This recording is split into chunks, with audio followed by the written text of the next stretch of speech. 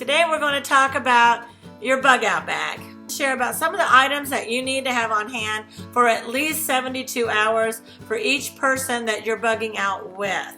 Ours happens to be for 2 people. If you have a big family, you need to make sure that you have enough water for every person and food to last for at least 72 hours.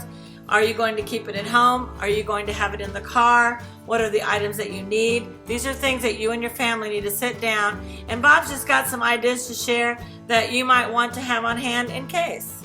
You need to carry at least 72 hours of supplies. And if you're very good with a bug out bag, you can, of course, extend that amount a lot more. Do you have anything to add? You usually have a lot to add.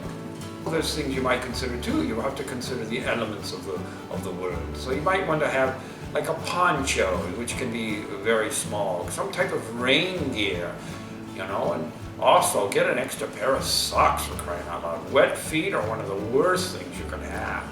Do we have a radio? We want to be able to hear what's going on in the outside world.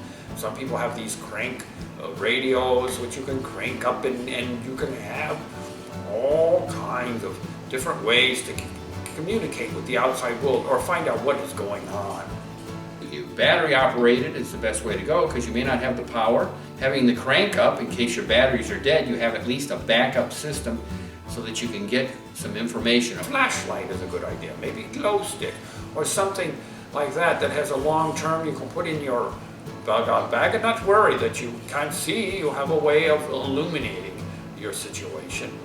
Good to have money on hand. Money is a good idea. Either keep some in Bob or definitely make sure it's in your pocket. Cards may not be used. If the power is down, you might want to have some cash, something handy that people will do that you can use for bartering and getting other supplies you may have to get during a very different situation. But a knife has been and always will be a very good item to have. Don't you agree, Bob? A knife is good because you can use it for all kinds of things. Some people like the Swiss knife because it has all the little gadgets on it. Some people like a hard knife because then you can use it for even cutting wood or doing things or making kindling. You can do a lot of things with a fixed knife. Or you may just have a pocket knife, which is small, takes up very little space, and it can come in very handy. A knife is a tool that you can use for all kinds of things. Do you have anything to add to that, Bob? Rope. Take a little thing of rope. Nylon rope, it's very good, it's lightweight and very strong. Duct tape, sometimes you may use that. You'll be surprised when something can just be taped or maybe covered because of heat. Duct tape has been used by many people, especially that hillbilly. A lot of uses comes for duct tape. I use it for just about everything. He's a duct tape freak. Yes, I do use that for just about everything. But that's part of the hillbilly way. Just pay attention and you'll be fine. Because if you don't pay attention, you won't learn anything. Oh well. Be prepared.